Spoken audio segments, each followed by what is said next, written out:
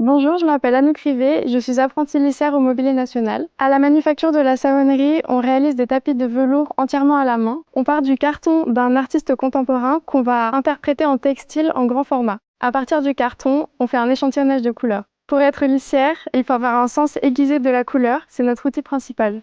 À l'aide d'une broche chargée de laine, je fais des rangées de nœuds. Puis le passage d'un fil de lin permet de solidifier la structure. Pour créer le velours, je tond à l'aide de ciseaux coudés.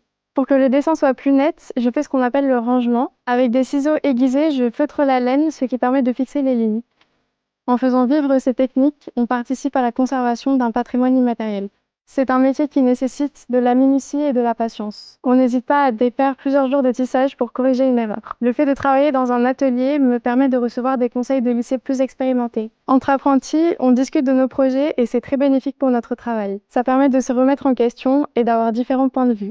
Dans l'atelier école, on s'entraide beaucoup. C'est un avant-goût de l'atelier professionnel. Sur les grands tapis, les lycées travaillent toujours en équipe. Pour devenir lissier, l'École des arts textiles du Mobilier National propose un cursus en apprentissage en 4 ans. C'est un CAP suivi d'un BMA. Ensuite, on peut passer le concours de technicien d'art du ministère de la Culture pour rentrer dans la fonction publique et travailler dans une des manufactures du Mobilier National.